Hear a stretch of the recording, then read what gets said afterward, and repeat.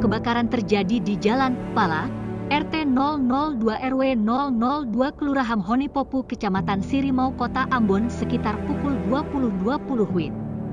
Dugaan sementara, kebakaran bersumber dari mobil Daihatsu Sigra bernopol D1018 AS yang menabrak salah satu ruko mengakibatkan ledakan dan memicu kobaran api sehingga membakar pertokoan dan merembet ke rumah warga di sekitar lokasi.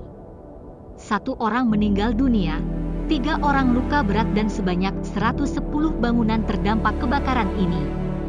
Aparat pun telah memasang garis polisi di lokasi kejadian serta memeriksa sejumlah saksi, termasuk pemilik toko Ananda yang terbakar pertama kali.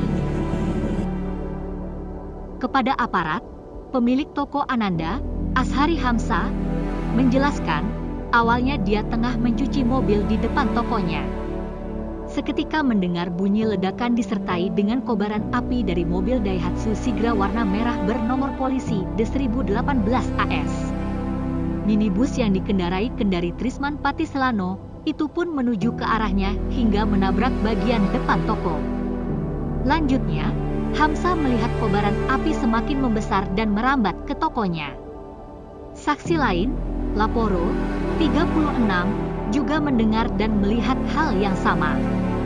Saat itu, sopir Daihatsu Sigra langsung melompat keluar untuk menyelamatkan diri. Sehingga mobil tersebut berjalan tanpa sopir mengarah ke kiri jalan dan langsung terbentur di depan toko Ananda dan api seketika merembet membakar toko mebel itu. Lebih lanjut, kobaran api baru berhasil dipadamkan Selasa dini hari sekitar pukul 1.20 WIB setelah menghanguskan ratusan bangunan.